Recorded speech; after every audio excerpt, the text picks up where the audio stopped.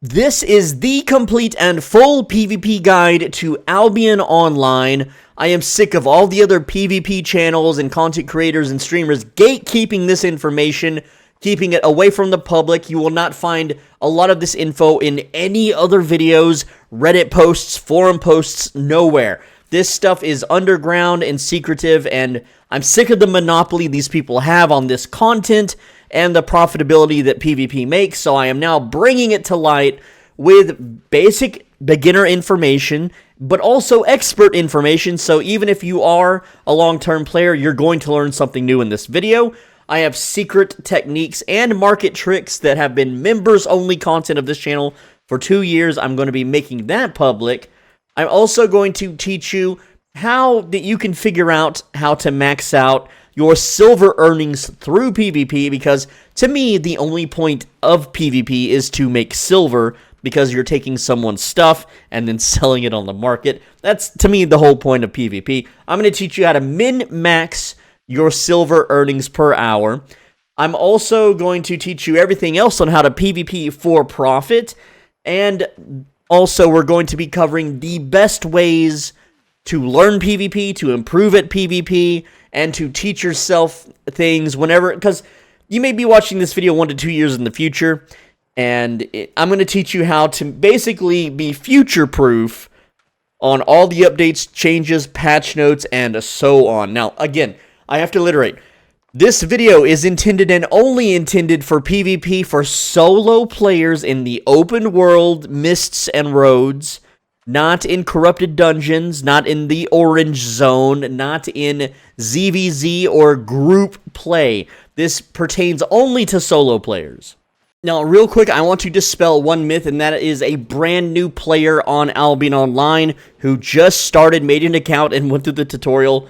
While they can technically engage in PvP, they will almost never win if they are a new, inexperienced player. Yes, if they are an experienced player who has played this game for years and they know matchups, they can grab, a double swords and go kick ass. They absolutely can, or, a different kind of meta build. But essentially, a new player who has not played this game for a long time, they can't expect to ever win in a matchup unless it's against another new player. Now, why is that? So, item power differences. That means the gear that you equip has a power level associated with it based on how much levels you have in mastery and specialization on that gear.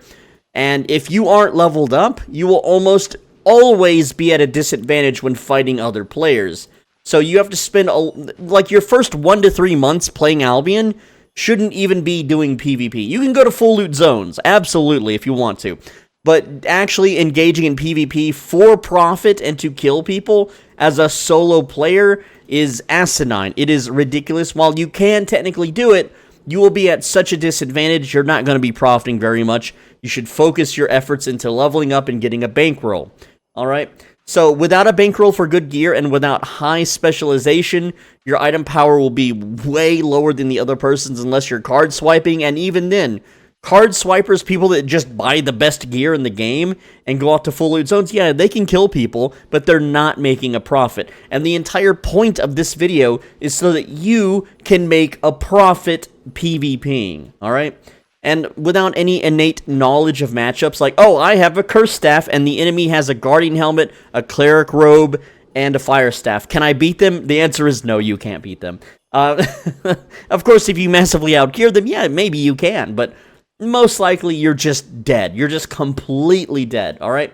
Most good PvPers, if you watch any streamers or YouTubers, as soon as they inspect the enemy, they can see what the enemy is wearing, and they can immediately tell if their gear is going to win against the opponent's gear. And there are times where they may not be able to make the right call, or stuff happens, and there's like they miss all their skill shots, and the enemy's landing all of theirs.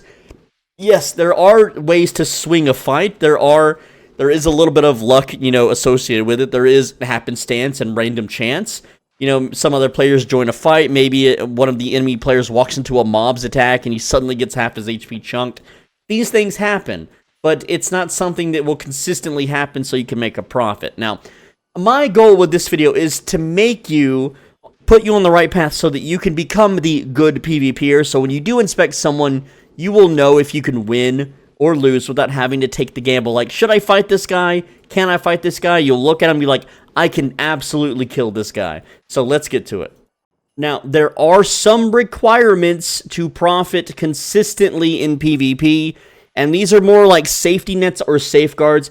I have seen people that have completely went bankrupt doing PvP. They do high-stakes gambling, and so when they play, they dump all of their silver into a PvP set, and it's make or break. And once they die and they go back to zero, they have to pick up rocks. They have no consistent way of making silver back or banking on silver, so they just open that cash shop, they go to the gold shop, and they buy some gold.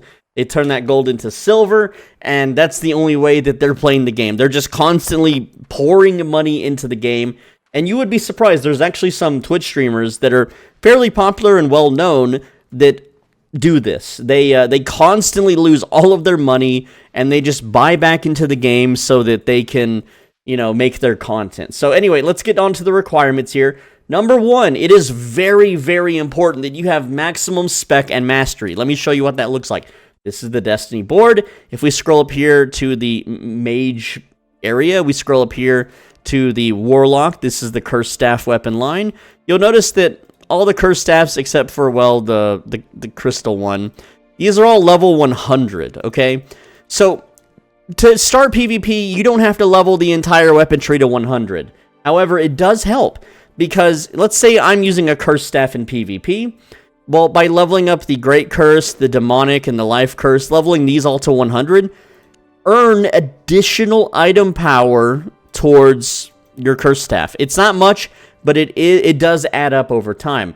And the more item power you have, the more innately powerful your character is when using gear versus someone who doesn't. So to give you an example, if I'm wearing a 4.1 item with maximum spec across the entire weapon board, it is plus 300 item power, which means it's 3 levels of enchantment or 3 tiers above. So my 4.1 would be 4 plus 1, which is tier 5, and then add 300, which would be 8. So my 4.1 curse staff is equal to, almost equal to, the item power of a new player using a tier 8 curse staff. Now, let me tell you right now, a tier 8 curse staff costs over 1,000,000 silver, and a 4.1 curse staff costs maybe 4,000 silver. So the reason that you want to profit consistently in PvP is by using the cheapest possible items that will allow you to kill the most amount of people. Now, if you go in a full 8.4 set, that's like 200 million in silver, you're going to kill a lot of people. But at some point, no one lives forever in this game. You're going to be ratted, you're going to be swarmed, your internet's going to disconnect on a stormy night, something bad will happen to you, and you will lose that set. No set is permanent when you go into the full loot zones. And are you going to profit more with that 8.4 set?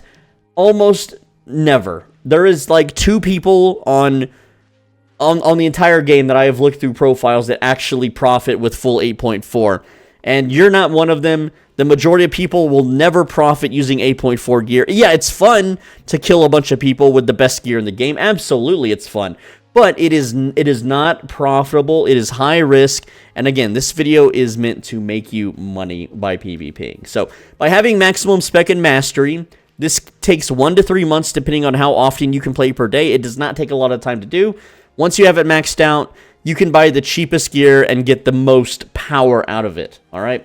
So essentially, to spec up, you should, at least on retainer in storage, have a tier 8.3 or 8.4 yellow zone fame farm set. And that's fine. If you don't want to save zone farm, I understand.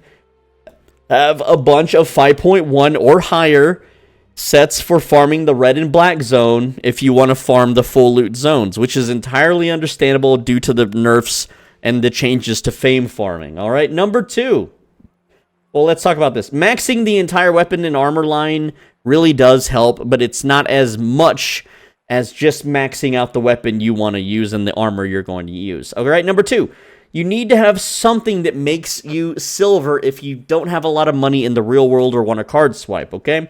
So just a gathering tier 8 set, you can chill in yellow zones and blue zones and gather, and you'll make $1 million per hour with the tier 8 gathering set without premium. That's easy enough. And you can, make a decent amount of silver gathering in full loot zones too. I'm not the expert on this. I've tried multiple times, and I just can't beat the blue zone. I just can't. I've tried. All right. If you're a card swiper, if you have a good job in real life, then that is a totally viable way to buy into PvP. You don't have to gather, you don't have to grind, you don't have to, do anything else. But, there's other things like islands and focus crafting if you have premium, learning how to flip on the market. And if you want to learn how to flip on the market and make multiple millions easily, pretty much entirely AFK, well, that's what the channel membership on the channel's for. I don't have sponsorships or ads in my videos. Yeah, YouTube does ads, but I don't be like, hey, guys, download this VPN. Instead, at the bottom of this video, there's a join button. You can click the join button.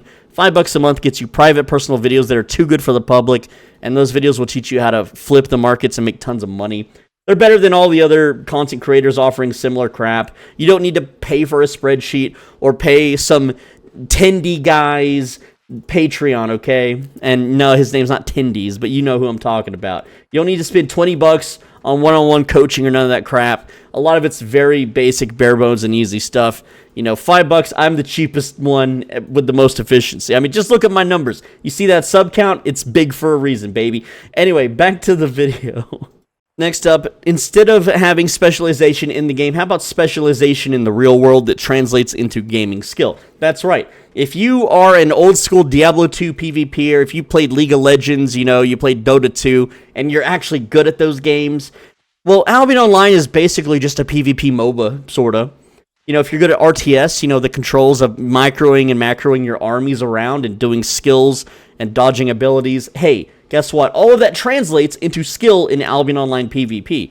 It innately translates. You are used to the movement. You are used to how the game plays. You're used to dodging attacks and landing skill shots. So if you're good at any of these types of video games, then awesome. So when you're not playing Albion, you should be playing Dota 2. You should be playing League of Legends. All right, and getting those skills up. And let me just tell you right now, the older you get, the more these skills are going to decay. All right.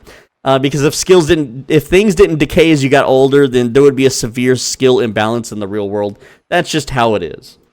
Next up, learn that luck plays an insane role in this game when it comes to especially profiting in PvP. Now, I want to tell you, if you're just wearing a 4.1 crappy set and you walk up on a guy, he's kneeling on the ground, his HP is completely deleted from a random mob, he tried to fight a mob and he lagged out, his internet crashed. Well, that's free loot. You can literally just go up and execute the guy and take his full 8.4 set. Congratulations, you just made 100 million silver for being in the right place at the right time. However, the same thing can happen to you. Mobs can down you. You can be fighting a guy, and suddenly that guy is very popular in Discord, and he's crying for help, and his 10 friends suddenly show up on screen and murder you. Or maybe you're in the mists, where there is no pre-teaming and no clans, allegedly, and you're fighting a guy, and it's a fair fight. You guys have about the same amount of gear, the same amount of skill level, and it's coming down to the wire. Well, a third guy shows up, and he decides he doesn't like your build, he doesn't like the weapon you're using, and so he just kills you instead of the other guy, and then they share the loot. It happens, it sucks, that is what it is. Of course, the flip side, you could be like the little 4.1 guy in the cheap gear, and there's an 8.4 player running for his life, and you just happen to be in the right spot, and you finish him off, yoink his stuff. Luck plays an insane value when it happens in PvP. There could be server lag spikes. Sometimes when players run up and down very steep hills in this game, it messes up the hitboxes. So if you're trying to shoot a skill shot and a dude runs up a hill, even though it hits on your screen, it didn't hit on his. There's a lot of luck, okay? So now let me teach you how to learn how to PvP in the most fastest and most efficient way possible. This is a mixture of playing the game, but also studying the game through and through. So before you can play, you need to study. Now, I'm going to assume at this point, you have a gathering set very high, or you're a card swiper. You've got your entire weapon line and armor line maxed out of what you want to play. Or maybe you don't even know what you want to play yet, but you don't want to waste time farming mobs on a weapon that you don't know if it's any good at PvP. Like, if you're a new player and you're like, what's a good PvP weapon? Well, as a new player, you like, oh, I like hammers. I want to bash people's faces in. I'm going to max out the hammer. Oh, boy. That's a terrible idea. That is a terrible choice. And, you know, maybe you could be the guy that discovers the hammer meta, right? But I'm gonna tell you right now, like, 2 hammer, not bad. It's actually getting buffed next patch, as of the recording of this in early June. I'm recording this in early June. This weapon's getting buffed, and it's pretty good in PvP. It's not the best, but it's pretty good, right? But as a new player, you're like, oh, I want to play the hammer. I'm going to play the hammer. And so you level up the hammer all the way, and then you realize it sucks. So I'm going to save you from that fate by teaching you how to look up the metas without going to Reddit and getting lied to or misled. Because if you ask people in this game for advice, they will almost always lead you astray, trying to get you to pick up a particular weapon because their guild or their friends craft that weapon, and they want you buying the weapons they craft.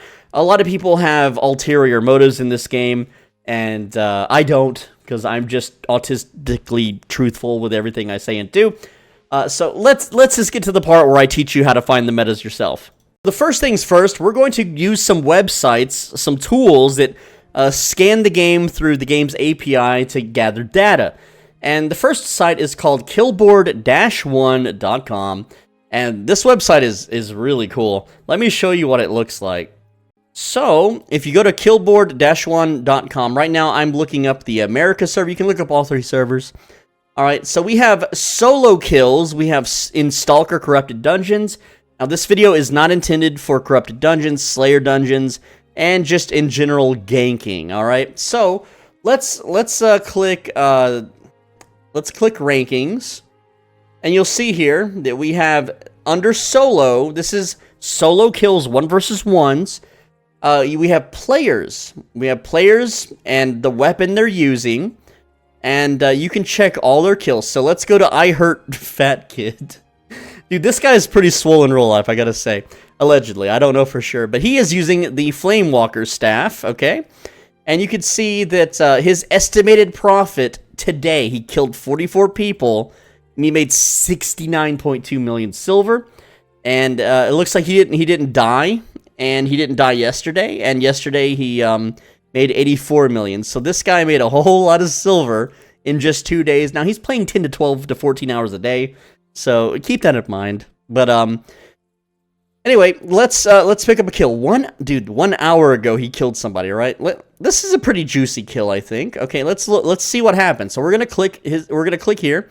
It's gonna show me all the gear that he's using, right? So he's using this type of food, and unfortunately, there's no tooltip when I mouse over it, which sucks. Whatever, that's just how it is. But there's a way. I'm gonna show you more tips, okay? So we can see the gear he's using. We can see what his victim was also wearing and what was in their inventory, okay? So yeah, pretty cool stuff. I guess there's like the guy that made the website is called Because Ahaha. Created by Because Aha. So he's got an embed. You know, they do that. They all do that. Whatever. I'm not a Twitch guy. I'm not too mad. But here's the thing. You can open now because he's on the America server and so am I. I can open my chat by pushing enter. Type /stats. I hurt fat kid, and then push enter. Now here's his profile. He loves you, and there's his YouTube Asian_gains. Pretty cool channel. I think it's a cool channel. And then we have the kill tab, kills and knockdowns. So we can look on this website. This guy's name was Chomp. Chomp. Okay, there we go. We got the name. And then here's Chomp right here. This is in the kill log. So now we can actually click on the items. We can see that this is a 7.3 pure miss snapper. This gives him 14% max HP and 8.5% life steal. It's pretty crazy. You can also click on the weapon here and see his skills. He was using Q1. Let me explain Q1, 2, 3, and 4 and all that. So the first ability slot is the Q spell, the first one being 1, second being 2, and third being 3. So Searing Flame would be known as Q3. All right? He's using W1. He's using passive or P3 so that he has faster cast time. So we know the spells he's using on the Flamewalker staff. And then on his armor, these are the skills he's using, his helmet, and so on. So we have full data. Oh, he's using carry weight? Bro. Man, missed opportunity there. Also, his cape, Smuggler's Cape, you can see what it does. He's also got the 8-3 satchel turned on, by the way. You know, big spender there. And then the 6-3, this guy's, you know, he's fully stacked, right? But we can see what he's using. Now, imagine that this I Hurt Fat Kid guy died. Imagine he died to this Side Chomp guy. Well, we can go to Side Chomp and see what skills he was using, right? So this is the first part of your studying, is you're going to look up players for weapons you might be interested in. So again, I'm just going to click up here to go back to the main page, and then go to Americas, and then I'll click rankings. So we have the solo ranking. So right now, I Hurt Fat Kid, he's got the most points. That means he's killing the most people. So obviously, this weapon's pretty good. But let's say, you know, I want to play a punchy glove thing, right? So here's SR Garrus. Well, let's find someone else. Oh, hey, here's that Tomb Hammer, you know, we were talking about. And all these guys are, like, using pretty Gucci gear. Like this B-Dragon 7 guy. Okay, I know Bear Paw's pretty good. He's not using an Awakened Bear Paws. He's also using a cheaper one. Like you can see, I Heard Fat Kid is using 8.4. Well, we don't want to use that, right? We want to find someone who's up in the ranks using cheap stuff, right? These are Awakened weapons. What is Pyro IV using, right? He's using Awakened also, so we don't want to use Awakened. I want to find someone using some cheap stuff, right? This Kabul guy, he's using a just that one kill. Never mind, he's using something else. See, that's why we clicked the profile, right? Come on, someone using. Okay, here we go. B-Dragon 7. He's using 6-3 and 5-3 Bear Paws. Cool. So you can see he made 8.6 million, and he lost 4.1 million, and he made a lot of profit yesterday, and he didn't lose that much yesterday. So this guy, hey, pretty cool, right? So, he's using 4.3 Bear Paws. You can even click the Juicy button. Okay, well, that didn't, I don't know, whatever. So let's look at this one, okay? He's using 4-3 Bear Paws. He's using the Assassin, blah, blah, blah. He's using all this stuff, okay? And you can see he killed this dude who was clearly gathering. So he's using this set to kill gatherers, it looks like, which is interesting. But, yeah. And so you could copy the build and try it out, and if it works for you, it does. If not, it doesn't, right? But another thing, too, is if you happen to see, like, a YouTuber or a Twitch streamer or something like that, let me hide the text for you. You can actually type in their name and see how they're doing. So let's go to Europe, and then let's type Mogdun. I don't know if he still plays. Okay, we're going to click the name. And 2 days ago, 3 days ago, okay, how about eCourt? Everyone likes eCourt, right? There we go. Looks like eCourt lost, look, he made a profit of 1.4 million, according to this website, and he lost 10.5 million, okay? So, yeah, I don't know. It looks like he's losing money there, right? But it's also got a link to his Twitch channel, whatever. But yeah, again, you can check on streamers too, and you can also see the VODs. If you click VOD, then you can see the clip of the fight. Right now, this is only available to Twitch streamers, I guess. Does that I Hurt Fat Kid have VODs on his? Let's go back to rankings on America's U.S. solo. Yeah, let's see. Does he have VOD? No, he doesn't. So I don't know why this guy. I know this guy streams, but I don't know why he doesn't have a VOD button. You'll have to figure that out on your own. It's not something I get. Yeah, there's a lot of data on this website. Like I went to the ganking tab, and you can see that the top gankers are using Bear Paws. These are groups, by the way. These are not solo players. Popular weapons. Let's go to solo. We have, again, popular weapons with a win rate. Popular builds with a high win rate. Looks like Bear Paws has a pretty high win rate. So does, you know, Death Givers and so on. But now you have to realize that a lot of the stats on websites like this and other websites, the numbers apply to the top players using 8.4 awakened weapons, okay? So this is why you need to search through and find a weapon you like. Like, hey, this guy's using a great hammer, right? Yeah, he's using an awakened great hammer, but hey, maybe you want to be a great hammer guy. You can copy this build and see if you have any success with it. All right, but there's more research to be done than just one website. Next up is murderledger.com, and this has some pretty cool things. Like, you can look at this weapon matrix tab up here, And I want to make sure my region is set to America. There we go. Weapon matrix. Now, you don't want to use... Normally, they have a Stalker weapon set, but if you go by Slayer, again, it's just 8.3 people, like, mishmashing the stats, but it's a guideline, you know, take it with a grain of salt, okay? So let's say I want it to be, let's look at Flamewalker Staff, okay? We'll go to Flamewalker Staff. So the Flamewalker Staff, and this has tooltips, Flamewalker Staff wins 50% of the time against Sky Strider Bow. Okay, cool. Right? So you can see the green number means, hey, Flamewalker Staff beats these weapons this % of the time according to the aggregate data. So this is a Claymore, and you can see here that Flamewalker Staff wins 88% of the time against Claymore. That's pretty good. All right, so it looks like this weapon has no red numbers, but let's pick Warbow. Well, you can see here Warbow wins 30% of the time against Bow of Badon. So if you are a Warbow player, then you know you can fight Battle Axe, you know you can fight Curse Staff, and you can fight Fire Staff. But everything else seems to kick your butt, right? So is this a really good weapon for you to invest a lot of time into to level up and max out to PvP with? Absolutely, if it's your playstyle, which I want to talk about next. But Murder Ledger also has VODs. You can look at, you know, different weapons in different fights, and you can see clips. It's got leaderboards. It's got a whole bunch of stuff.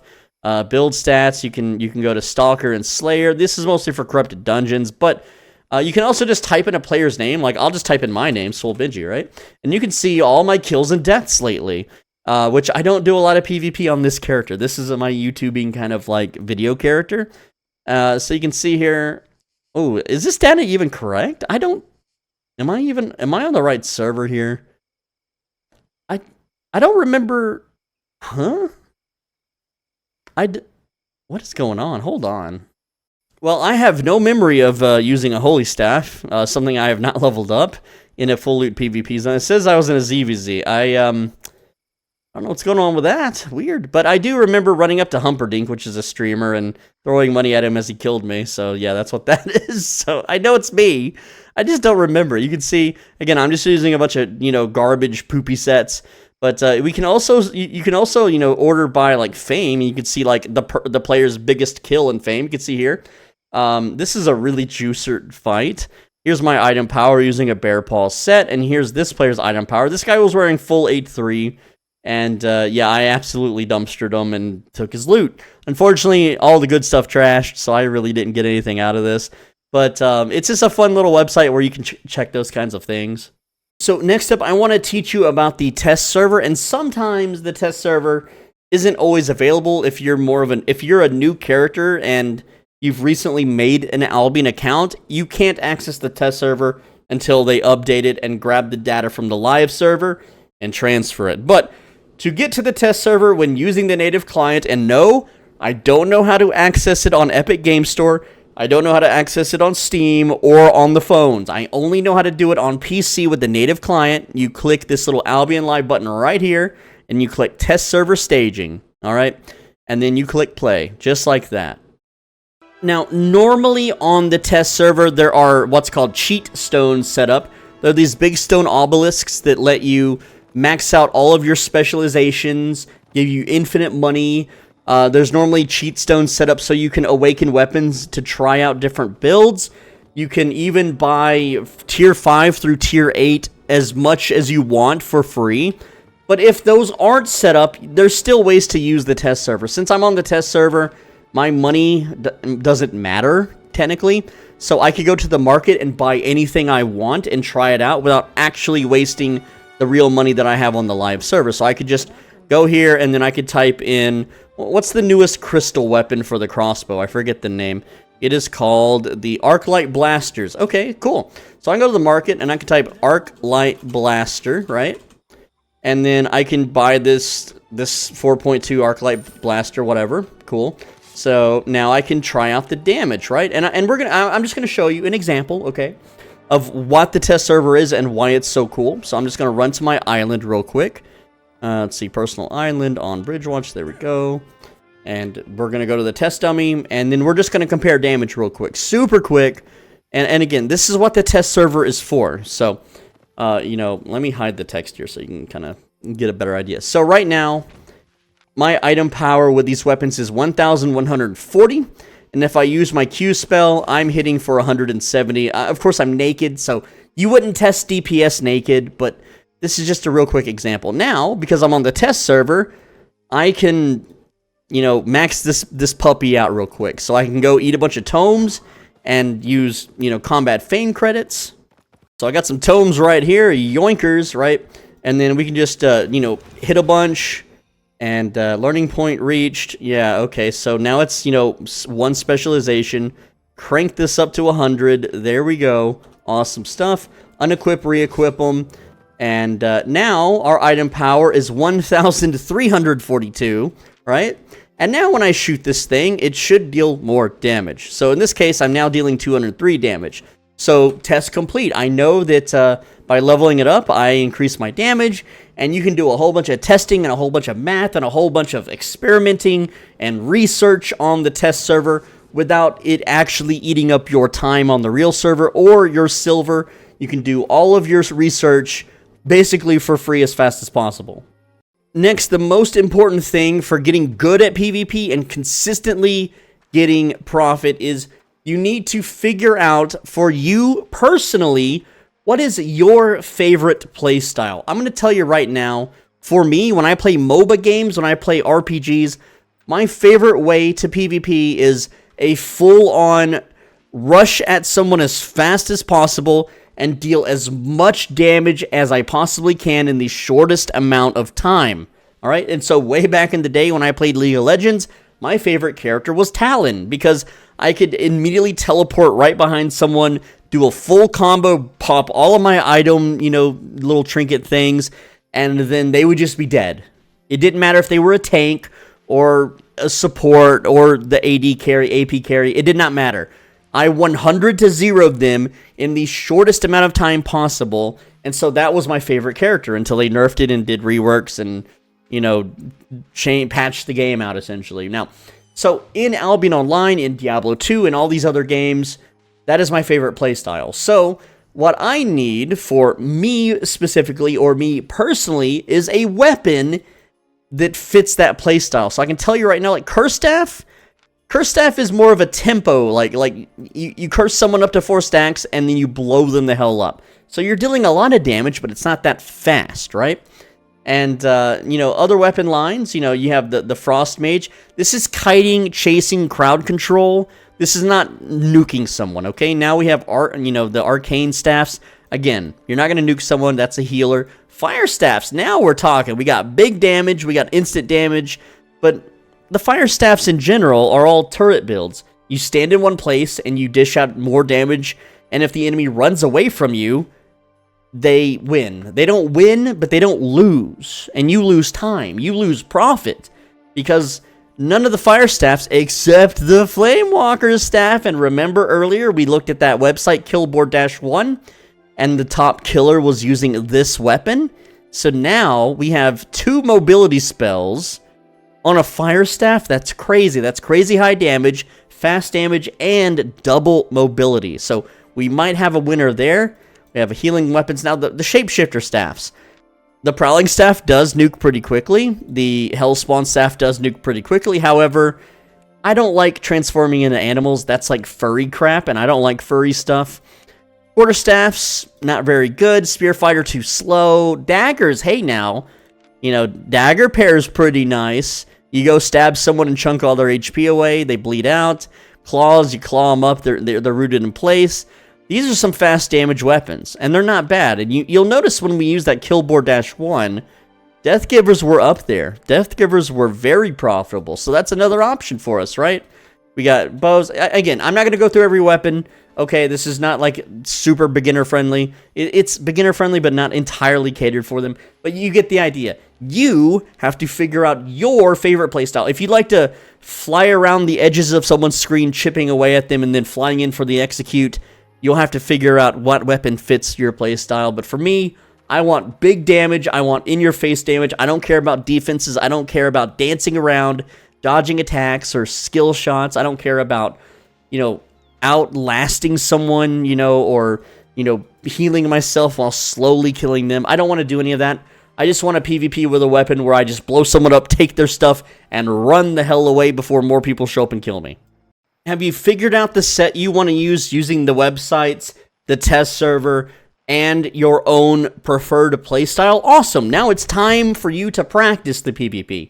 I recommend that you flag up in a yellow zone and beat people up who are not only weaker than you, but also stronger than you, just to see how well you can contend with them. Now, this is just very basic practice. A lot of players in the yellow zone, the majority actually, aren't very good at PvP. They don't really know how to play yet. They're very sloppy with their placement, their skill shots, and just their spacing. Because there's no risk, they haven't really figured out how to play defensively or run away when there's an imminent danger and death. So what you're going to do is people are just going to man mode fight you until you down them, and then you just move on to the next target. All right, Red Zone Faction Warfare PvP. That way you're not entirely alone. You can maybe find someone, single them out, beat them up in a blob fight. You can also try Blue Zone Policing. If you see people that are flagged, you ride around until, you know, you find the red named player, and then when there's enough of you, you kill them. All right, it sucks because I really do respect the Red Zone Gankers, but it is a form of practice, and most likely they're going to outgear you anyway. And then finally, you got to practice in the real PvP zones, the Black Zone. You're going to get outnumbered in the Black Zone. You will almost always never have a fair fight. It's always going to be 1-on-2, 1-on-3, 1-on-20. So be prepared to throw sets away in the Black Zone. But the mists are different. Every time you enter a mists, the Black Zone mist, the lethal mists, you are fighting anywhere from 12 to 14 players, not all at once, of course, but every mist has, it's like I think a player cap of 16. Someone aggregated the data by data mining it long ago, and I don't remember if it's 14 max or 16 maximum players, right? And they're all random draw, no one in the same clan, no one in the same party. So you're going to get a lot of 1v1s, but the problem with the mists is people are very heavily geared. Like, a lot of people in the mist nowadays are running in 8.3, 8.4.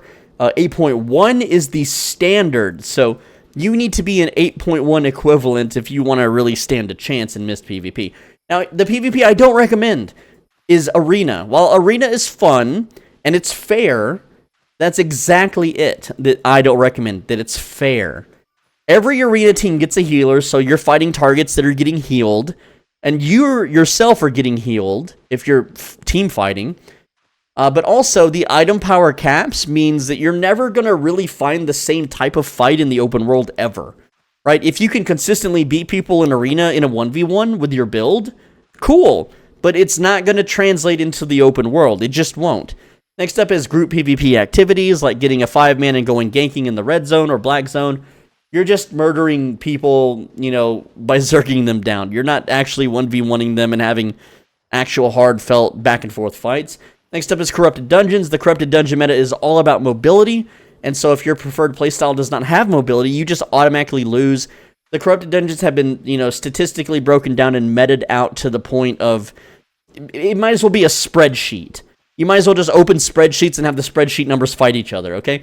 Next up is Orange Zones, which are the Abyssal Dungeons. These are 2v2 and 3v3s, but solo players so far can enter them on their own. You'll always be at an unfair fight as a solo player. And again, this guide is for solo players. But also, there are item power caps, so it's basically just a glorified arena. And almost every group has a healer. That's the meta right now, so you're just not going to you're not going to 1v2 people with the heals, unless you have a very bursty build. And then finally, Hellgates, which is mostly abused by teams to farm and sell money. For real money, and also people just abusing the queue system. Like on Albion Asia, there are multi-boxers that flood into Hellgates and just AFK so that the main teams can just farm them undisputed. It's really sickening. Now it's time to teach you one of the most important things about PvP, and that is saving as much silver as possible on your re-gears, on your PvP sets, because you will die with your sets, and if you can eliminate as much of the cost as possible, this will allow you to profit more and more. So, let me look at an example of a build I'm going to be using. This is the build I'm going to be using, not in 8.4. I'm going to be using a much more lower enchanted version, but a lot of people, they either don't understand how the enchanting works or the tier values. So an 8.4 item is 8 plus 4. That is 12. All right. So obviously I'm not going to go in that high of an enchantment level. I'm going to try to have my item power around 1,000, 1250 to 1500, around there. That's usually the more affordable range. But what you need to do before you can do this step is you need to know what items that you're going to be using for your build. So here are my items. I have Calipurity, Carleon Cape, Flamewalker, Face Scale, Crypt Candle, which is a very risky offhand to use for PvP, because this thing nukes the hell out of your defense, making you a squishy target, and Cloth makes you even squishier. So I can kill one guy. A 1v2 probably not optimal for this build, right? I've got Unpurgeable Boots that I can chase people down in, stew, and I do have a potion here. I don't have it on me. I'm going to have to do that separate, but I am, ta-da, a potion crafter, so I can technically make potions cheaper than I can buy them. So that's, that's just another way to save money, but I don't expect people to, have that much invested. I do have a chef alt that made all these stews, so I do save money on that too. But I'm not expecting you to have crafting alts for every single piece of gear, though that would be the best way to save silver. That's not how we're going to be doing it, because that's not really realistic for anyone to have. So the first thing that we need to do is create a loadout that will allow us to check prices insanely fast on all the markets. And this is going to save you hundreds of thousands of silver as soon as you start doing it. Now, a lot of, almost everyone you see on Twitch streams, on YouTube videos, when they buy a PvP set, they don't have the patience because they're card swiping or they're already super mega wealthy. I'm a multi-billionaire in this game, and no, I don't have all my silver on me. I have it tucked away, but you can see I have 37 referral rewards, all worth 500 gold each. Here, I'll claim one right now. Boom, 500 gold, right? 500 gold, that is 3.8 million right now, and I have 36 more to redeem, right? But, I have a lot of I have billions of silver stashed on crafting stations, okay? I'm not part of the cartel, but it's there. Anyway, so normally what a PvPer does is they'll just type Flame Walker Staff, right? And man, I can't spell today. But they'll do this, and they're like, oh, I need a 5.2, and they'll just buy that. They'll just straight up buy that, boom, done. There's a 200k difference on excellent versus good. But did you know that a 6.1 is the same exact thing, and a 6.1? Okay, how about a flat 7? Alright, how about a 4.3?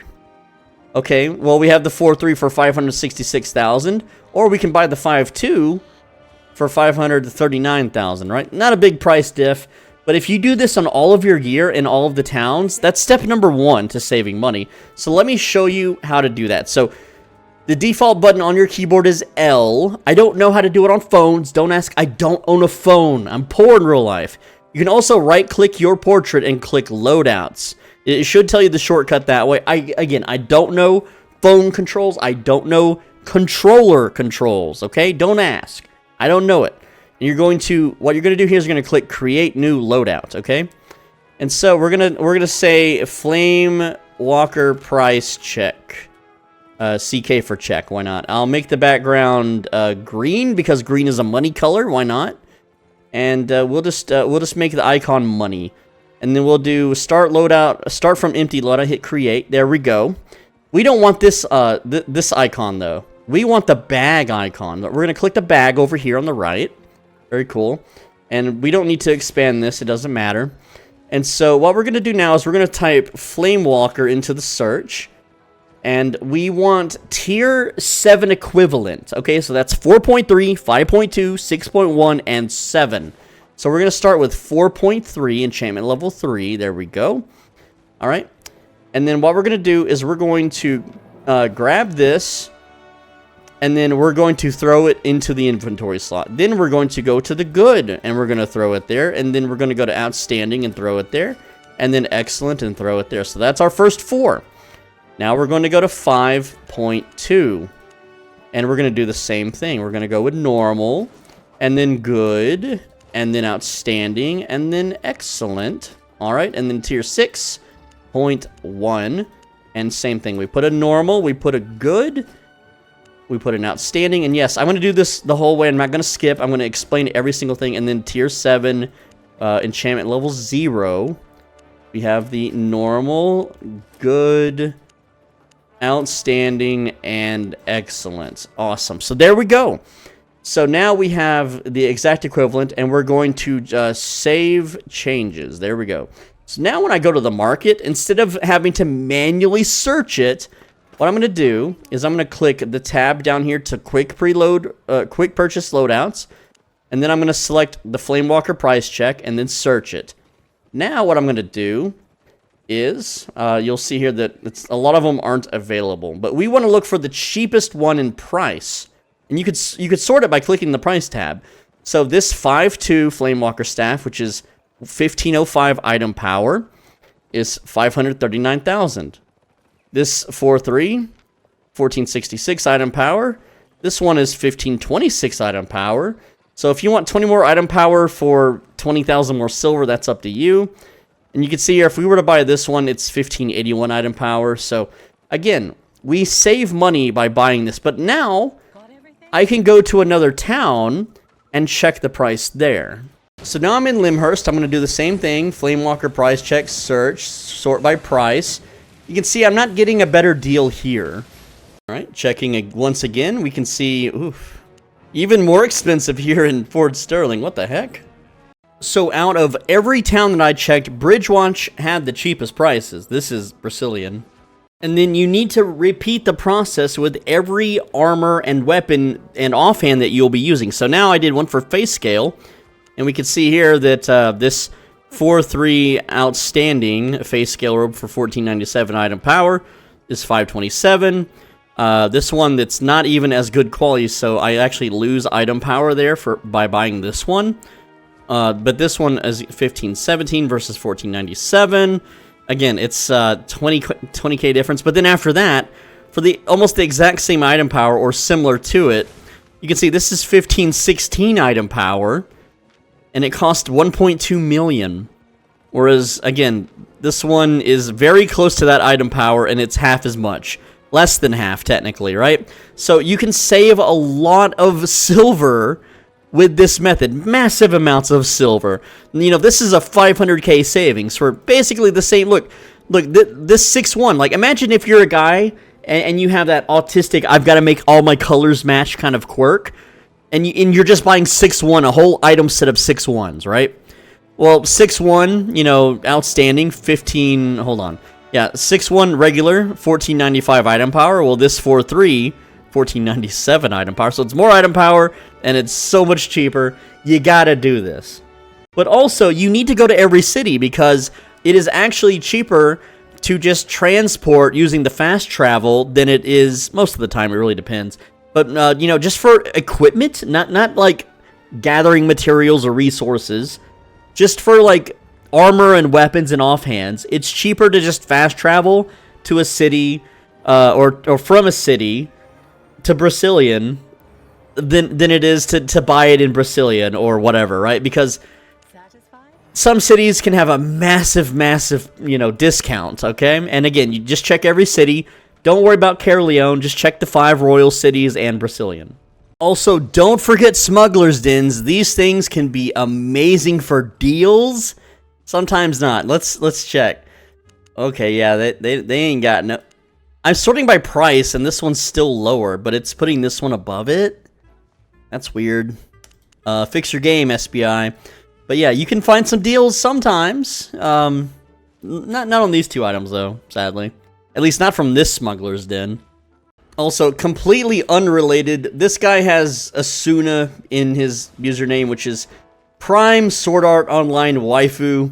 So I gotta give him a little, as soon as he comes uninvis, I gotta give him a little tip. There he is. Here you go. Have some money, bro. Have some money, dog. Anyway, who's your favorite anime waifu? Now, next up is using buy orders to save even more money. So let me show you what that looks like. We're going to go ahead and go to the buy tab down here. And then I'm going to type Flame Walker Staff. And we'll start with a flat 7. And we're going to do this for every single one. We're going to do a buy order for at least good, right? And you'll see that there is a potential that someone sells this to me instead of 1.2 million or whatever it was for only 161,001 cent. There we go. And then we just go to, you know, 6-1 here, go to buy order, set it to good. And, yeah, there's no difference between good and normal. We can, you know, pay 200K for that one. And then we can go to the 5-2, go to the buy order, and you see where I'm going with this, right? And you just put in a little, you just put in for 1. All right, and then 4-3, we'll go to 4-3. All right, put that for good, and look at those savings. Now, again, if we look at how many are sold, we can see, like, barely 1 is being sold. 2, 5, yeah. So it's about an average of one per day on per week or something. So again, not a lot are being sold. You know, it's a crystal weapon. It's rather new. It is what it is. But maybe for your build, it's a little bit more less niche, I guess. So now I have, you can see my buy orders here for the weapons. And eventually, every day when I log in and play, I'm just gonna click on edit and make sure that my buy order is listed at the top. And I'm gonna do this for every single city, because if I go to, like, say, Limhurst, and someone sells me the Flamewalker staff for 120K, it sure as hell beats, you know, paying how much again for Flamewalker staffs right now? Yeah, the lowest price is 500K. So I'm saving 4 times the amount of money, or, you know, if I'm buying at the higher tier, even more than that. So again, huge money saver. And all of this money saved is going to translate into more profits when you PvP and less losses when you die. Now, just do note that some items have really weird economies, like, for instance, royal items like the royal sandals. Well, tier 7 has a buy order of 490,000, whereas 4.3, I could buy them straight up for 100K, right? So you would never put in a buy order for those items, right? Let's see, yeah, you can see that I have a buy order for 72K here, and then for 5.2, it's still pretty cheap at 96K, so you can see there's my buy order there. But there's no reason to buy a 5.2 Royal Sandal, which is going to give me 1401 item power for 200K, when I can buy the 4.3 that gives me 1385 for only 100K. It's like half the price, but not at double the IP. I hope you understand this. Also, another thing too is that if you're doing this in every city and you're doing it for multiple PvP builds, especially popular ones that are on those websites, well, everyone's copying those PvP builds. They're the meta builds. Everyone's using them. So if you are buying the same quality gear with buy orders, like, for instance, if I get a Crypt Candle, right now I'm offering to pay 180K and 1 cent for this Tier 7 Crypt Candle. If I don't want to use this in a PvP build, I can just list it for 389,999 and double my money. It's a very easy, basic item flip, right? And so when I'm doing this in every city, you know, basically I have a whole bunch of items that I would collect down here. And then I put on my PvP set, or I grab what I want to use for my PvP set, and the rest go back on the market to sell. And so technically, this, because I'm flipping items as I'm buying items that I would use for PvPing, I can essentially, effectively PvP for free. That means by flipping PvP items on the market, I'm making silver, which funds my ability to PvP, meaning that it's only profit. Only profit. Even if I die a bunch, it doesn't matter. I'm still making profit. Now, the next one is also that you can buy order the materials for your 4.3s if that's what your build calls for, and just craft the gear. So instead of buying a 4.3 face scale robe, I can just buy the Fey dorsal wing and the fine cloth. So let's look at fine cloth. And let's say I want to buy order, what was it, 16 fine cloth. If I pay, you know, 1 above everyone else, that's 134K, not too bad. And then Fey dorsal, whatever it's called. Okay, it's not showing up under the buy. Oh, that's because I have that. Fey dorsal wing, that's all we need, right? Well, that's 300K, right? So we can, you know, pay 1 above everyone else. Okay, there we go. So now our total cost is, you know, we save another 60k or whatever. Now, looking at my buy orders, let's see what we got for the face scale robes. Yeah, so in this case, I have a buy order for the robe itself for 450k, and then for the materials was around 400k, I believe, 300 something k plus 120k. So again, if I just craft it myself, I can save some money. And of course, the crafting fees go into place, and look, I bought a bag. Yay, right? But that's another thing you can do. And you may be saying, well, I can't craft tier 4 items. Here's all you have to do to be able to craft a tier 4 item. All you have to do is, first off, you need to be able to craft the tier 3 items. So you just buy the tier 2 items. Or no, you buy the tier 3 items. I'm sorry. You buy the tier 2 items in the category, and then you go to the bench and you study them. This costs almost no silver. You do the same for the tier 3 items, and then you do the same for the tier 4 item. That's it. Now you can craft your tier 4 items. Now you can, I would say you could also check tier 5 items. So we can go to, you know, tier 5 here. And Bay dorsal wings are pretty expensive in tier 5, so that's not an option, right? But, again, it's something you can do depending on your build. You just have to do the market research. We can even look at the weapons. So again, let's look at the Flame Walker prices real quick. So we have 500k on the tier 4, tier 5, whatever. So if I type Flame Walker, is it Crystal? I forget what it's, hold on. Flame Walker, and then we click on the item. It'll tell us that we need a Pyre Heart Crystal. Okay, cool. Pyre Heart Crystal. And there it is. Okay, so we can buy order. No one's selling them right now, but I could buy order, you know, one for 200k there. And then what is this one? 277k. I might as well buy one also, right? Tier 6, yeah. Well, you know what? No one is currently buying it, so you know what that means? I'll pay a penny for it. Look at that. Free money right there. That's an easy flip. Absolutely, because these things are worth 600k, right? And if some doofus who has one, because they opened their guild chest, right? And they're like, they just click, you know, quick sell, boom, I just made profit. Easy. Again, you can look at the profit margins here. So if we want to do 4.3 Flame Walker staff, right? So we're going to need the Pyre Heart Crystal, that's 200k if we buy order it, if someone sells it to us. And then we're going to need the 8 steel bars and 16 planks. So I would just type bar, and then 4.3 bars, and then we buy order that. So 8 of those would cost us 59k, right? And then 16 plank. Let's see, 16 plank would cost us 100 something k. So that's 300k. So that saves us another 1 to 200k from buy ordering, I believe. I think, let's see what my buy order is on the staff.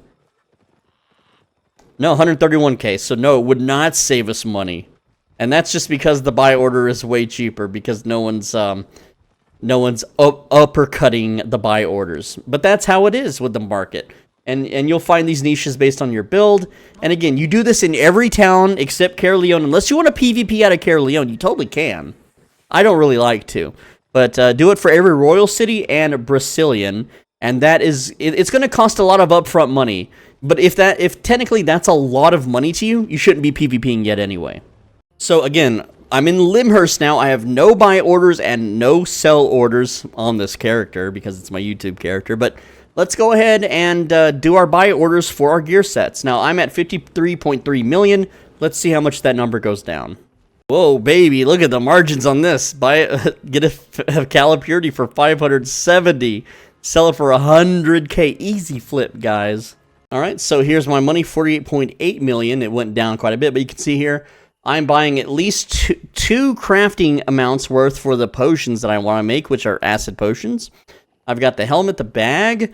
I've got the raw potions, you know, just in case I don't craft them. If I just want to buy them straight up, the beef stew, the food, the offhand crypt candle, the helmet, Cala Purity. All right, and the cape, Caerleon cape, the boots, the mount, the weapon. Again, this is the potion materials.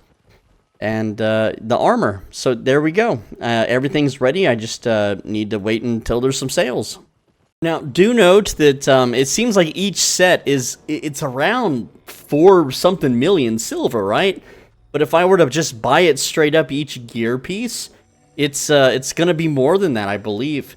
And again, a lot of the money is also on materials for the potion crafting, which it's not exact, but you just have to do the math and keep a ledger of everything. Obviously, once I craft a whole bunch of acid potions, I never have to buy them again, and I can sell them for profit anyway because I'm a max level potion crafter, and that potion in particular is insanely profitable. Also, another tip when dealing with crystal weapons, or rather crafting them, you don't have to have the crystal, you can just have these crystal shards instead.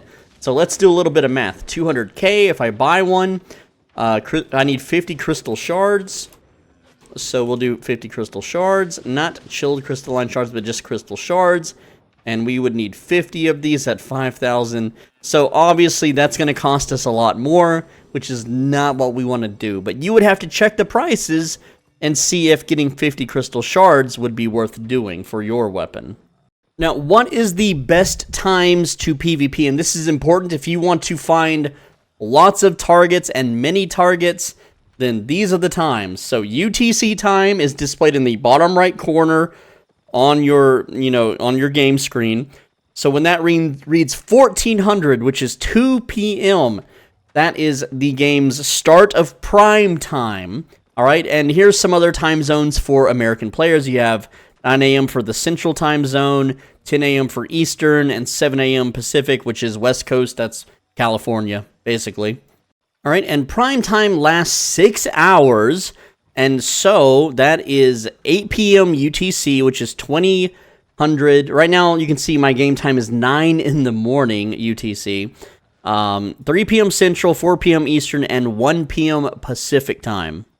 Now, the worst times in the game to PvP are at 5 a.m. UTC. You can see it is 9 a.m. UTC here. 12, which is 12 a.m. Central, 1 a.m. Eastern, and 10 p.m. Pacific. These slow times also last 6 hours until the player count starts ramping up. Also, do note that there is server downtime as well, which is, I believe, at 10 a.m. UTC. Yeah, the servers go down in 45 minutes, so when this is 10 in the bottom right corner, the servers will be down for anywhere from 15 to 26 minutes or possibly more. But anyway, the slow times last 6 hours, so that's 11 a.m. UTC, 6 a.m. Central, 7 a.m. Eastern, and 4 a.m. Pacific. So if you need to gather or fame farm, these are the hours. These are the hours that you should do it in this little 6-hour gap here. Because after that, there's going to be a lot more people online, and it's going to be a lot harder. Zones will be more crowded. You'll have more targets to gank. All right. And mists always fill up anyway, so time zones don't really matter for mist PvP. But just note that a lot of sweatlords play late at night, and they have a lot of Gucci gear. Whereas you're more likely to face newer players and weaker or crappier skilled, crappier geared players during peak times. And again, this is peak time, not CTA time, not, Albion Online Black Zone raid time.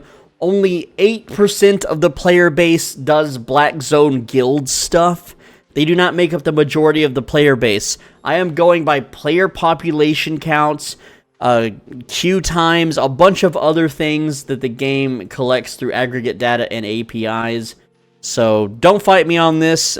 These numbers are statistically correct.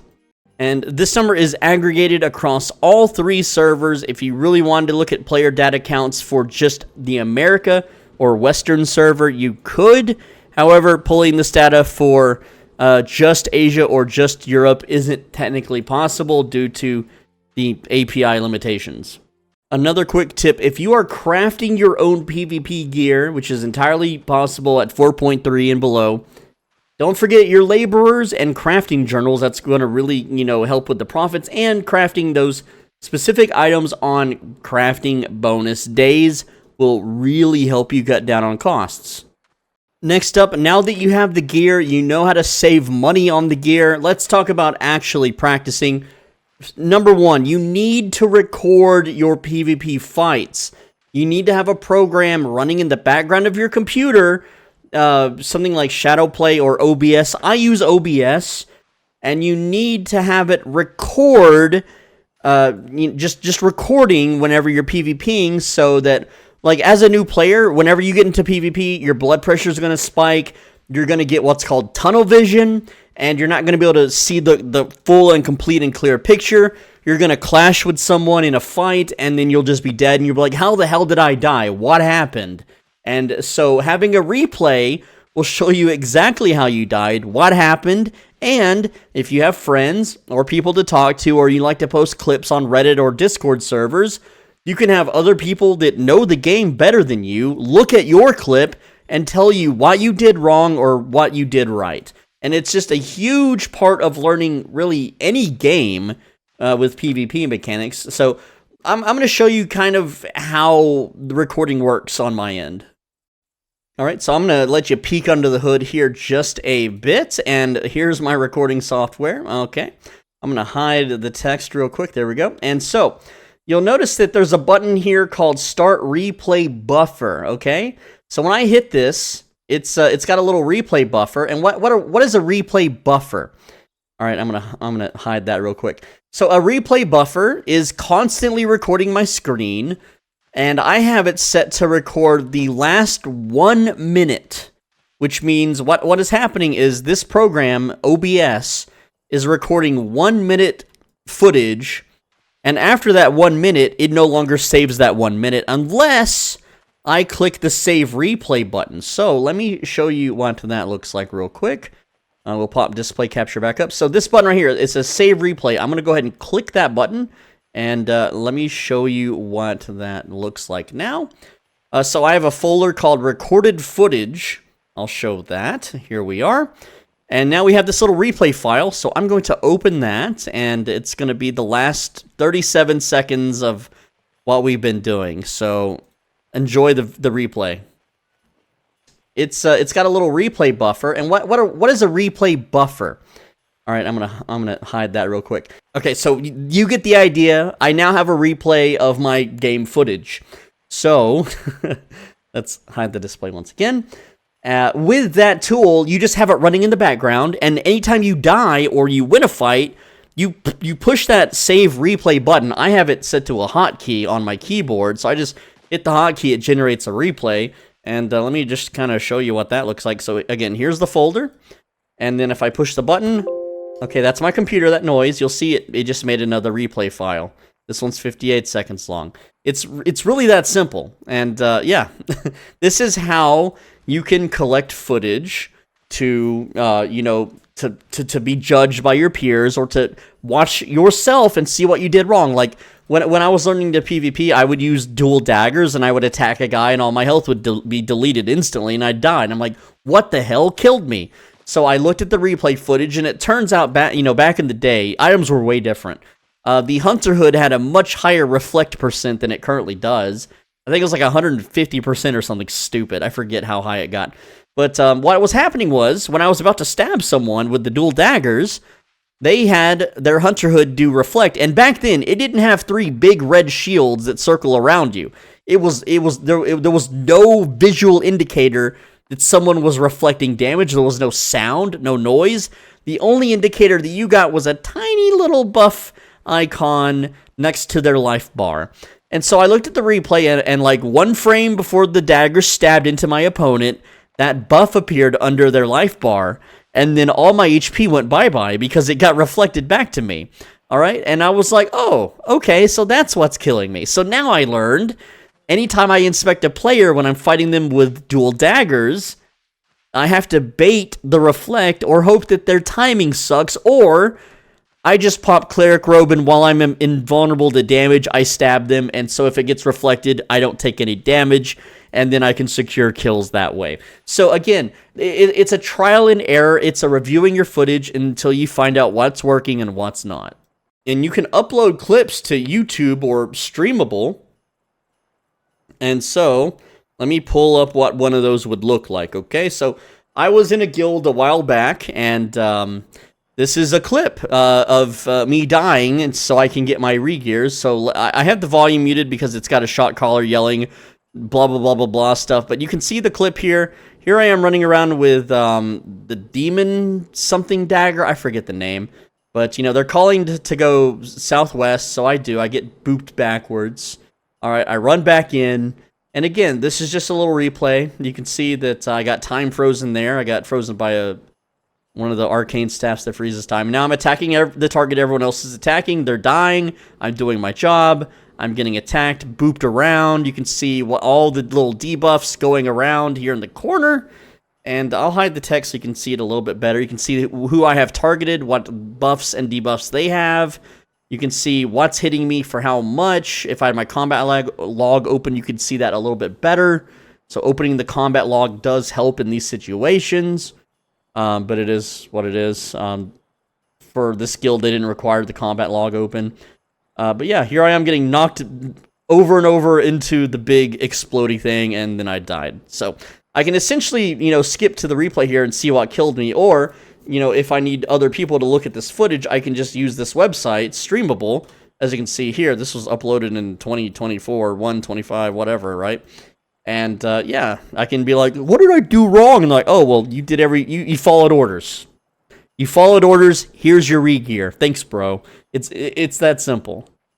Alright, so in the yellow zone, when you find a target you want to fight, and I'm going to tell you right now, I lose to this build. He just goes immune with Mist Cloud, and then he dots me up with Poison, which he doesn't have selected.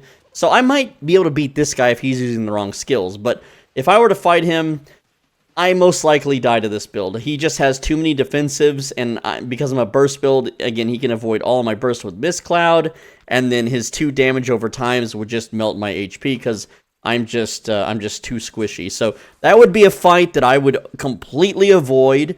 Now, if I had a massive IP crush over him in, say, like a black zone, like if I had 200 to 400 more IP over him, he would be a free kill, obviously. But if we have an equal amount of item power, that is a fight that I would completely avoid. Whereas this guy, oh, this guy is just mincemeat. I could absolutely body this dude, no problem, right? I would just have to dismount him.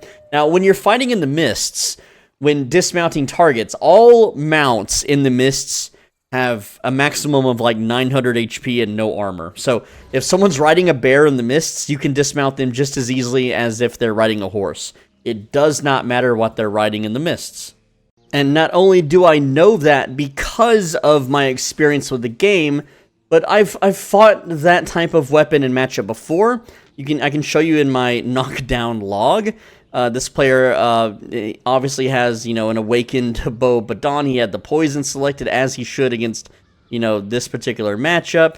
He didn't have anything awakened on his weapon, though, so that's 1 knockdown. And then from the same guy, again, I fought him twice because I thought maybe the first time was a fluke. But no, he just has the literal counter set up, and then other times are just groups, holding me down with a mace where I can't run away or use my mobility to my advantage. Those can be problematic. Alright, so I have found a very easy target to attack. Now, you don't really learn much from attacking a super weak target like this. However, what you do get is the muscle memory experience of pushing the buttons in the right order. So you can see, I need to F into W, into E, into RR, into Q, D, and there we go. So I still have the muscle memory of executing the combo in the right order. And you can see that, well, he obviously melted because his item power average was 743, whereas mine is 1880. So, yeah. But even though, that guy is absolutely no match due to just how much my gear overpowers him, you still need to attack him not only for those juicy faction points, which are going to level you up and make you money and get you fame tomes, so you can get higher spec, but also it keeps you warmed up. You'll notice that in my log here, the last person that I killed was like 2.5 weeks ago. I haven't done a single PvP in 2.5 weeks, so I'm very rusty on the button, pushing at the moment. So I need lots of warm-ups before I can confidently go into the red or black zones and start fighting people. So we have a target there. It looks like he's dismounted. I'm going to run at him. And again, just need that practice. So he's mounted now. And what's he mounted on? I accidentally W'd him. See, I messed up. So again, my button pushing, I missed my Q. You can see, I'm not warmed up. I'm not practiced because I'm hitting buttons in the wrong order. I'm supposed to cast this on myself so I run faster. Though I did cast it on him, which wasn't... It's the wrong play in context, so it worked out in the end. That's just because this build and my item power has a lot of flexibility over, well, him. Whereas if he was in full 8-4, I'd be in trouble because I'm missing attacks. I am not being able to catch up. Like this guy, oh, this would be a really tough fight. This would be a super tough fight for me. And if he's AFK, though, that's juicy points. So we gotta try it. He might be baiting me, but we gotta try it, okay? No, he's not AFK. Like, I just don't want to fight. His weapon is way too juiced up anyway. 600 maximum HP. I'm not even gonna... Like, I can look at his game and be like, nope, see you later. That's too much struggle right there. Now, maybe I could beat him up. Maybe. There's another way to check and see if you can beat someone up if you're not in the mists. And that is, you look at their stats page. If they have a very low killed player count, which I technically do on this character... and they don't have a lot of fame, it means they're a card swiper that's new to the game, and they just wanted the best Gucci gear possible. I didn't check that guy's stats. I don't remember his name. But, hey, I am recording this, so I could look at the recording and go look up his name real quick to see if he's experienced or not. But if he's not, then it might be worth gambling my gear set to fight him over. But, you know, this is yellow zone stuff, so we don't really lose anything anyway. But, yeah, definitely need a lot of warming up. And there's some faction points there for me. Definitely need a lot of warming up before I can even think about going into a full loot zone. Now, sound is insanely important for finding players. You need to click this top right cogwheel, go to your game settings, go to audio, and crank up not only your master volume all the way up, but also your sound effects. That way you can hear mounted footsteps, you can hear other players. You can technically hear players off-screen beyond their nameplate range doing things. Not by a lot, but enough for you to ambush people and attack them. Or if you're fame farming or doing something, you don't want to be ambushed. So it's very important to have your sound up. Now, because I'm a YouTuber and I'm filming a video, I don't want to have my sound up because that would just blow your eardrums out and make the video unwatchable. So I'm not going to do it, but you guys, when you're playing and you're PvPing, you absolutely must do this. It will give you such an insanely high amount of situational awareness. Alright, so one important thing in, not the mists, because you can't see players' names in the mists, but in open world PvP, if you see someone's name and you're thinking about starting a fight with them, or fighting them, or they're trying to fight you, and they appear to be by themselves, you need to check their name. So let's pretend I'm fighting this guy, who is definitely a PvPer, because you can see he's got a red thing. Alright, so I would go to his stats, and I would go to his kill log and see if he's got any assists on his kills. So he's got 0 assists there, 0 assists, 0 assists, and 3 assists, right? Now, if I click on someone's name in the black zone, and they have every single one of their kills has assists, it means they're not by themselves. They're baiting you into a fight, and their friends are off-screen waiting to jump you, okay? And there's many instances, even in the yellow zone, of this happening to me. So, like, let's look at this guy here. 9 assists. Like, I was fighting this dude. All of his friends jumped on me. I can't fight 9 guys, right? And so, it's just something you have to be aware of. And he says pick. He wants to take a picture. So, there you go, dude. Dude, hi, please. I'm muted. I cannot talk to you. You made it in a video. Alright, so... Here, I'll throw you some coin, throw some coin to the Witcher, whatever. There you go, dude. I can't talk to you. I'm perma-muted. I cannot say words. Now, another really good PvP practice are these damn chests. So in 5 seconds, everyone's going to try to loot this. And because I'm deep into Limhurst territory, it's most likely Limhurstians. There could be some non-faction flag players fighting the Limhurstians over it. So we're going to ride over. Okay, it's already gone. So if the chest disappears that quickly off your map, that means... everyone basically looted it without fighting each other, but we can still ride by and see if someone's faction flag. Like this dude, that's an easy kill. And he's on a... oh, there's another flag player who's not mounted. This is an easier target. So we're just going to ride up, hopefully get our combo. Look at that damage. That's what I'm talking about. Look at that damage, dude. He just instantly... he called me an idiota. You idiota! I love it, man. I love it so much. Another telltale sign if someone's a teamer is if they immediately start following you. Kind of like this dude. He's just like following me around. It usually means that he's like coordinating with somebody. Especially if they have the same guild name. These two don't. And I have enough gear to kill both of them. But it's very obvious, especially if they have a mount with a combat ability like this, that they probably have friends to attack you while they fear you around or use their mount. It's, there's just a lot of small tells to look out for.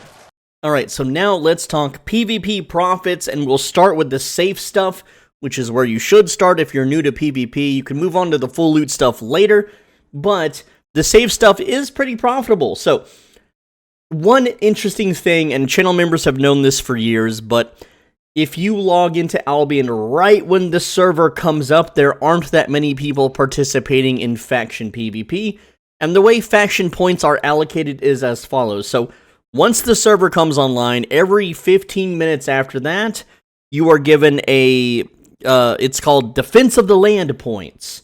It's awarded every 15 minutes as long as you captured an outpost or killed a player, downed a player, whatever, from an enemy faction. So, by logging into the game as soon as the servers come up, that means there is almost no one at all. And you can see right now it just turned yellow, right? It's like a race car thing. It's like red, yellow, green, go, right? Hit the boosters. Okay, server is starting, so I would definitely want to jump in.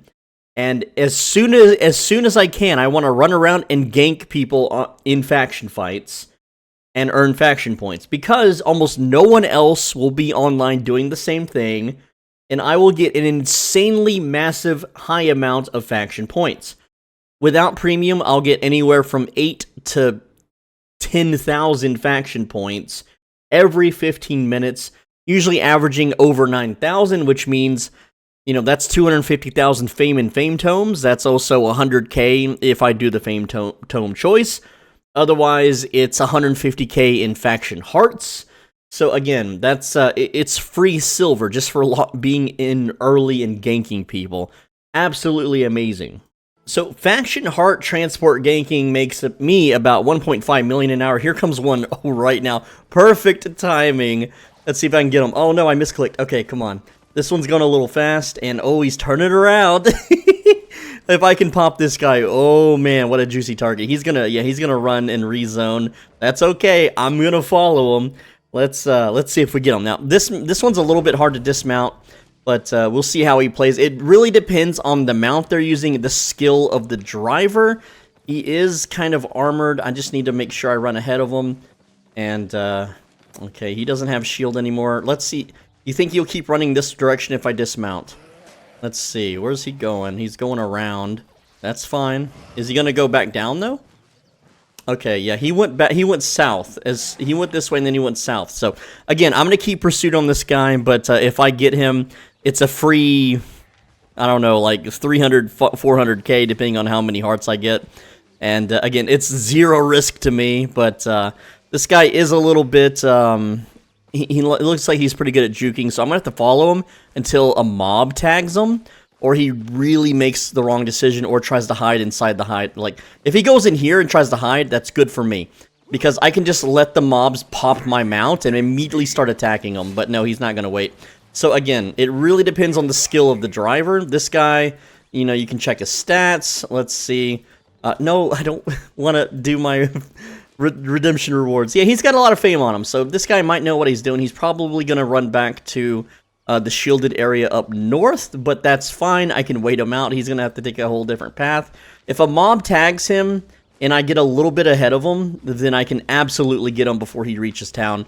No problem. So, come on, mobs. I just need to see if he runs into mob tags or not. He's definitely running up for the shielded area, which he's going to be able to hit the shield. Even if I dismount here, I won't be able to catch him. Mob tag, mob tag, mob tag.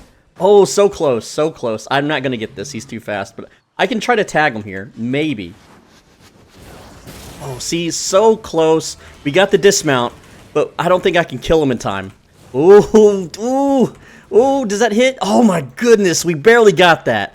Look at that, seven hearts, 7 faction hearts, and that is worth 295,000. That was, dude, he was like... He was half a second from the shield, bro. They get a shield when they cross over. That is... I can't believe I got that on camera, dude. Not a paid actor, by the way. I'm telling you. All you gotta... Here, let me cut ahead. Alright, but again, you can mostly do this passively. I don't mean that the game plays for you or anything like that, silly. What I mean is that I can park my character right here, which I can see the entrance. Like, I can see the entrance. So, anytime that I see a red name pop up here, especially one with those little crate icons surrounding their mount, or with the icon that shows that they are doing a heart transport, I simply gank them. That's it. And they come both ways. Like, you want to position yourself where you are also connecting to a red zone. That way you can get the heart transport gankers coming from Caerleon. And there's some pretty good spots. Adrenis Hill is one of my favorites. I also like U Wood, Hornbeam Wood, because it connects to Highbowl. I also like to gank, I think it's over here at Karen Cayman. Is this it? Yeah. Karen Cayman's alright. Okay, see, I was checking. That's just a regular person. Not Thrackle Fisher. Where is it at? Karen... No... It's one... Karen Darg. Yeah, this is a good one to gank. Absolutely. Okay, we got, again, we got a pretty juiced up dude here. I could probably kill this guy. What skill? He has Puddle. Yeah, I can try to dismount. Again, now, this guy is not doing a heart transport, but he is worth faction points. However, he's on a very hard to break mount, and he's pathing in a... He looks like he's trying to do the group dungeon stuff. At least that's where he's going. But I'm going to beat him up. I think I can take this guy. Shouldn't be too hard. It's just catching the mount. That's all. Catching the mount. There we go. And, again, there we go. We got him dismounted. He's going to make it to the faction outpost. I can't fight him in there. He's way too juiced up to be able to beat him. If he was a squishier target, I could kill him and then run from the faction outpost. But because I'm in cloth and a crypt candle, I know that I can't tank the faction outpost at all. I'm not even going to try. But I can hover around until he leaves and then continue to beat him up or whatever. But it is what it is. We'll just let him go. Or we can hang around with our volume turned up until he starts farming this group outpost. That's why he's here. Looking at his build, I know exactly what he's doing. Look at that, 9,866 faction points. And what did I do? Let me show you what I've done so far since server restart, okay? I'll show you on my kill log. Alright, we have this guy. Nope, that's May 4th. Never mind. This hasn't updated for some reason. It was the Heart Transporter, and then there was one dude that had, like, 6.1. So I ganked two players. And I just got 9,866 faction points. Alright, is this guy doing a Heart Transport? Doesn't look like it, no, but he's in a tier 8 Ox. This is very hard to dismount. But I don't know, it's good practice, you know, for heart transport ganking. Let's see if we get him. Alright. I can definitely hit him. I don't know if I get the dismount. Okay, we got the fire. We got missed a fireball. We get some autos. And we got the dismount. I don't have any of my cooldowns, and he's just going to run away. But that's okay, because I can follow him and mount up and refight him. Yeah, see, this guy, he's decently geared. He's not as geared as me. But he's a free kill. He doesn't get his mount up in time. I'm going to be able to chase him down and re-engage. And it's just free faction points. And you just saw I got 9,800 for doing faction PvP. And so when I down this guy, in the next 15 minutes, I'll get another 9,000 for it. I don't even need to use my movement ability. I can just do this and that, and now he's dead. So there we go. Again, I'm going to get another 9,000 faction points defense of this land. Because the servers just came up, no one's doing faction fighting yet. It's really that easy, guys. Yeah, again, you need to look at it like this. I buy the faction chest, that's killing that guy one time.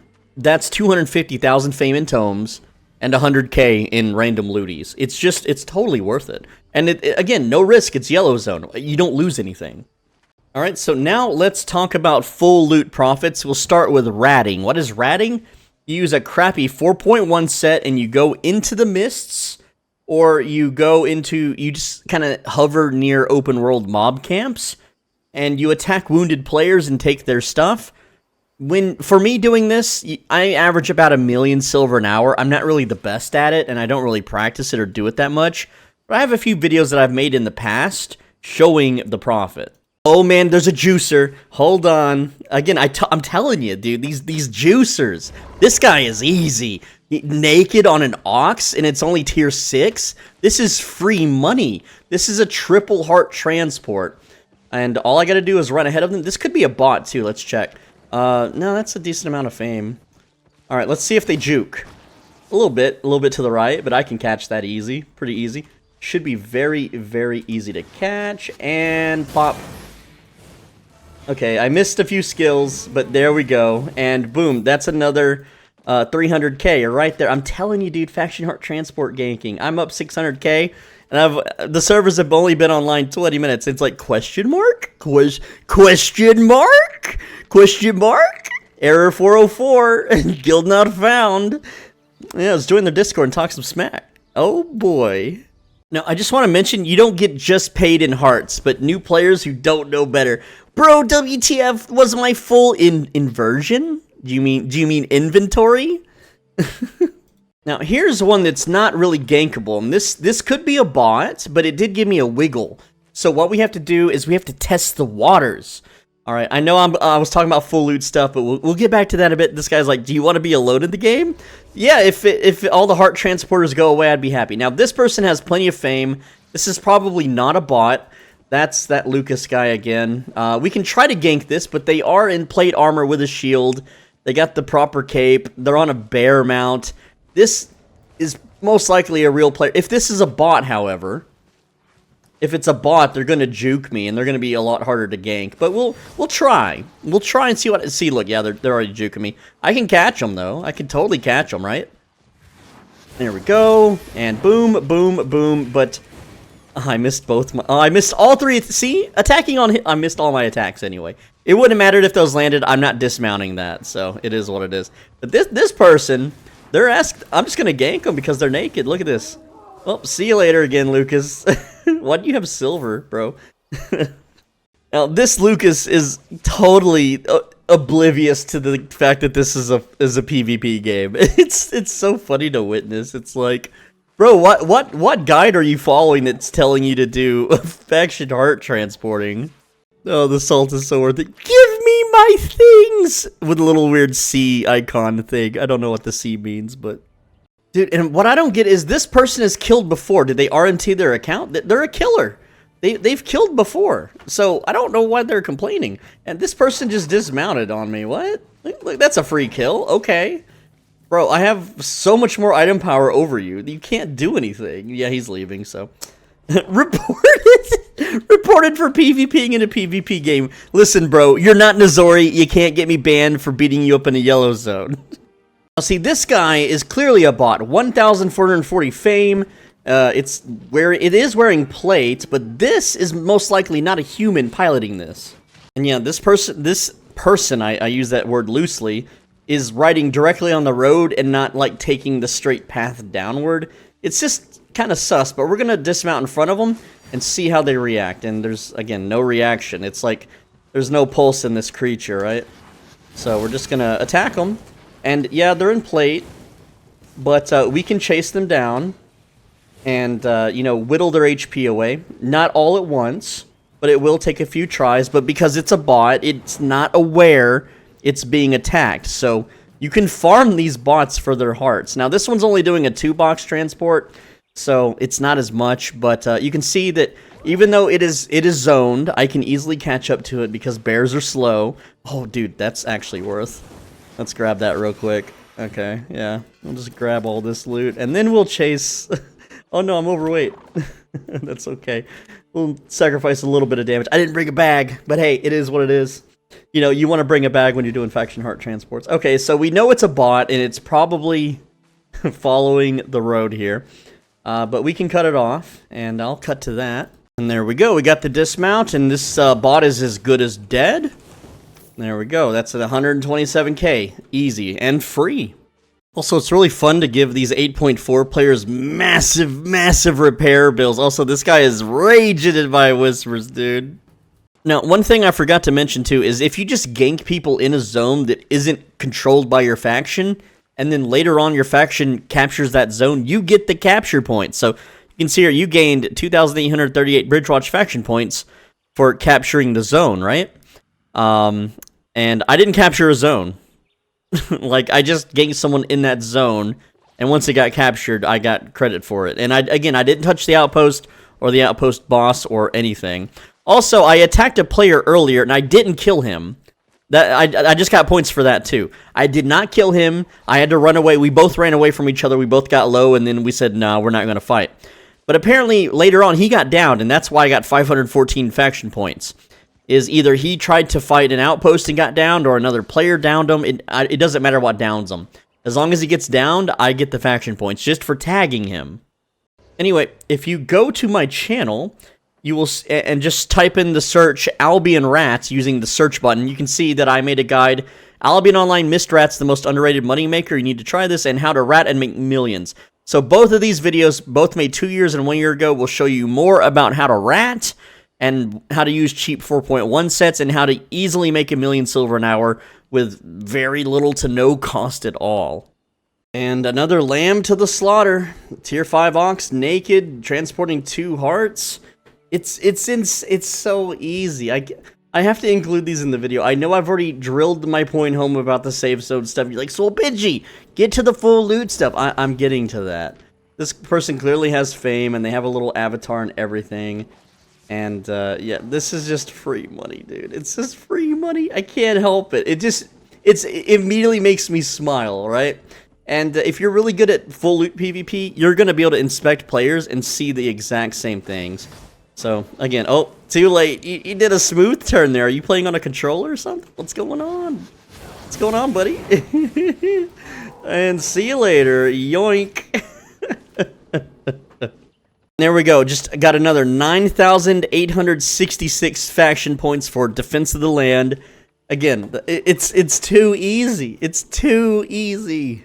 And remember, this is without premium. If I had premium, those faction points would be like 14 to 15,000 each time.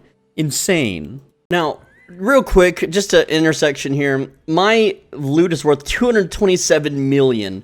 To step foot into a red zone is absolutely stupid, because there is nothing I can kill that would be worth risking this amount of money for, ever.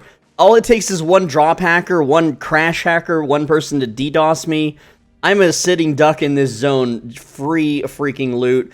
And you can see these little naked ox scouts. I'm already like, they're already pinging whoever owns this that a high loot target is in the vicinity. And they're dispatching gankers as we speak. That's how these scout bots work. But you should just, when you're ganking for profit, you should never risk more than what the target is worth. There was a guy that ran in here faction flagged, and his full gear set was worth about 1 million.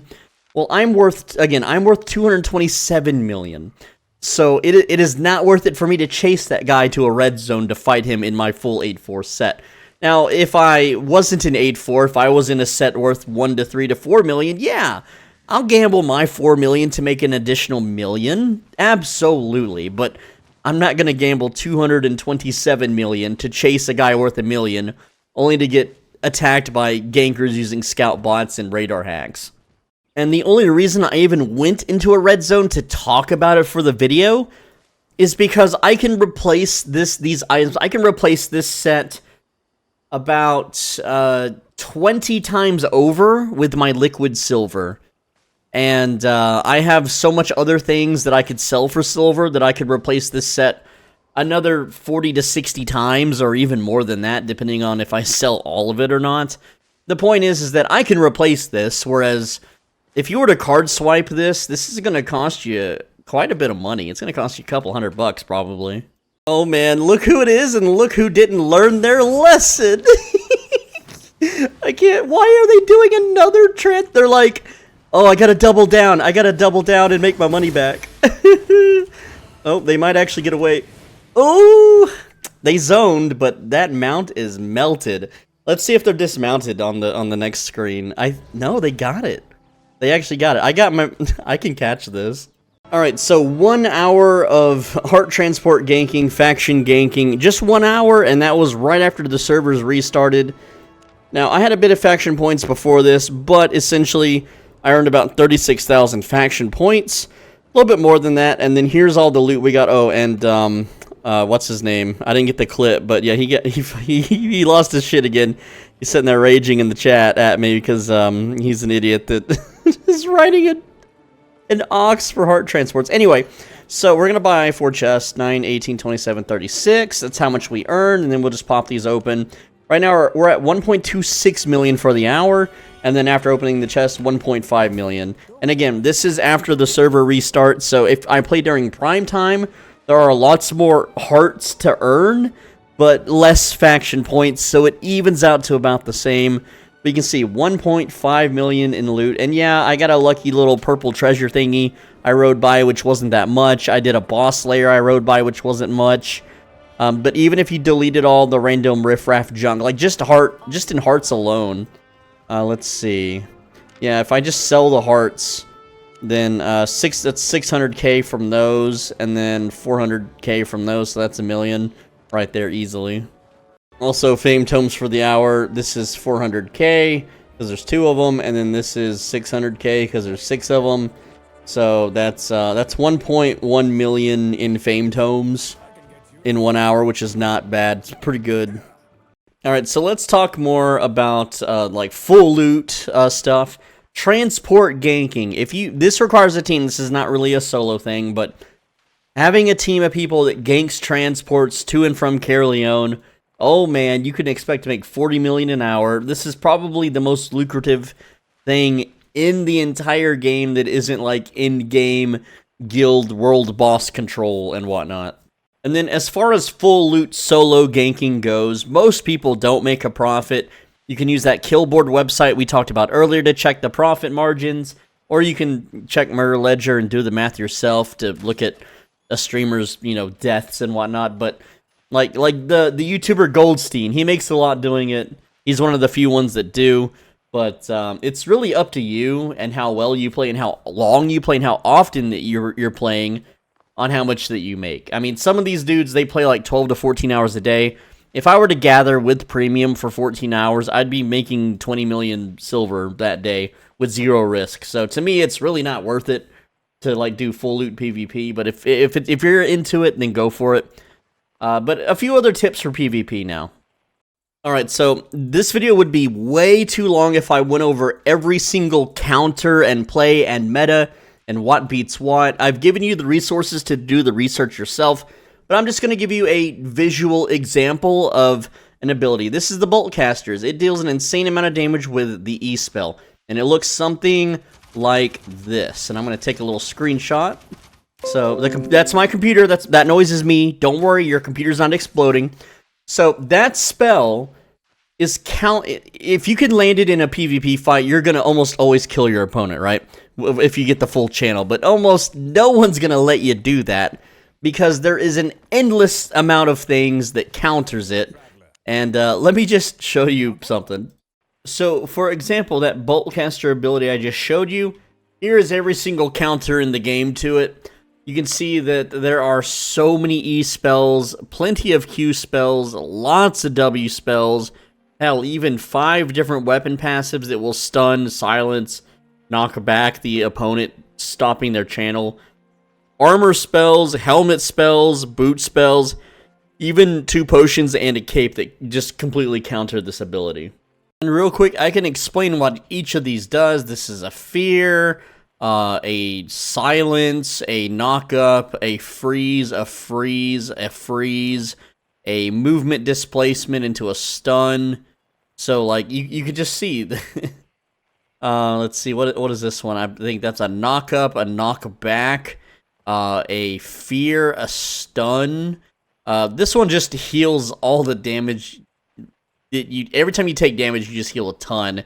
That's a reflect, a knock-up, a knock-back. So as the Boltcaster player, when you inspect someone, you can see if they're going to counter your build or not, and you're like, oh, crap.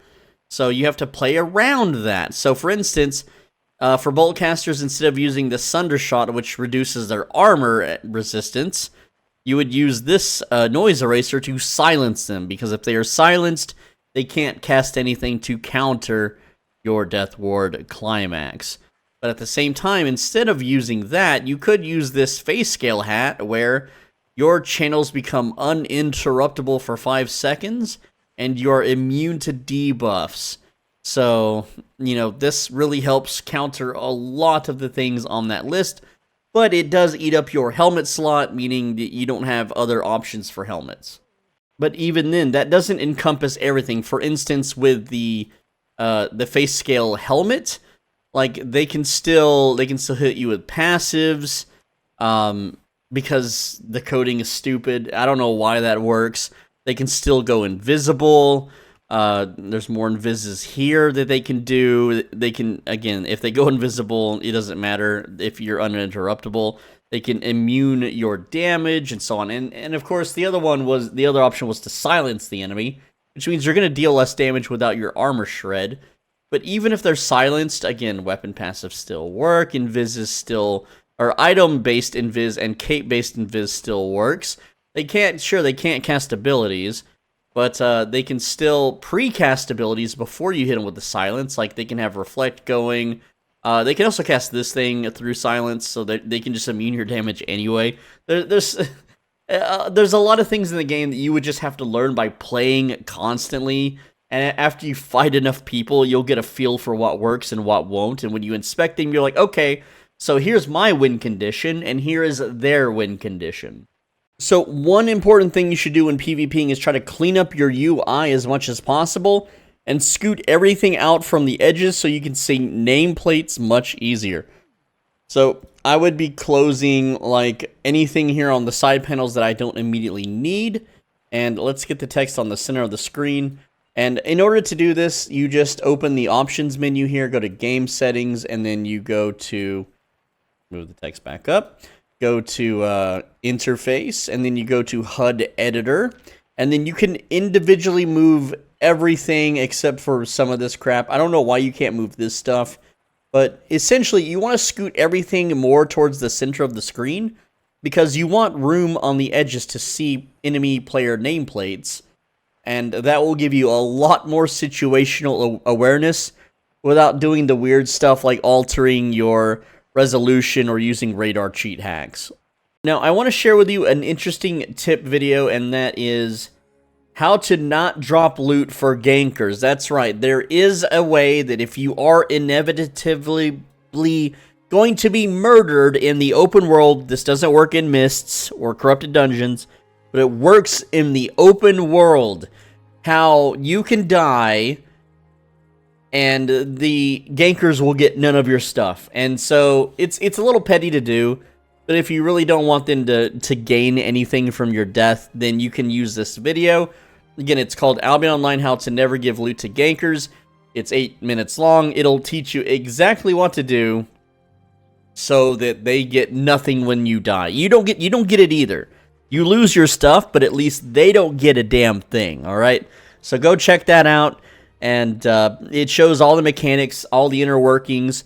A lot of people think that if you, like, say you have some gear equipped or some items in your inventory and you're about to die, so you start trashing everything, right? You start pulling it off and just deleting it, right?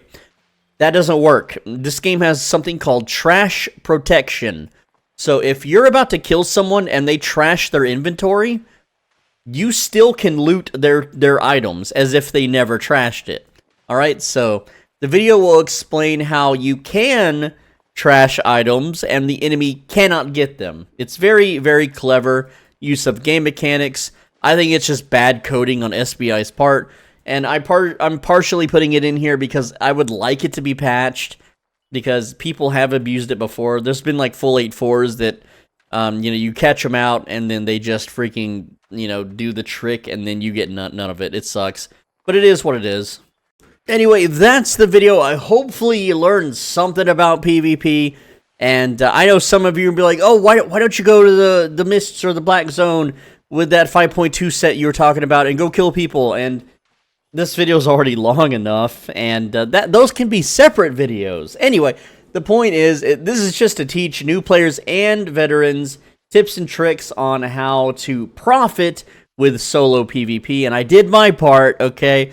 So you got to do your part. You got to put in the work to do your research and find a build that works for you, or copy someone that has success and maybe alter it a bit and see if you can either make it better or if you can make it what they're using work. All right? Now, that can be frustrating, but just Just find something that you find easy to play, that someone has success with, and you too can also have success with that build. Anyway, that's all I got. Leave a like, leave a comment, or whatever, and click the video on the right side of your screen. If you don't click it, then if you have a pet, they're going to crap on your floor. Oops.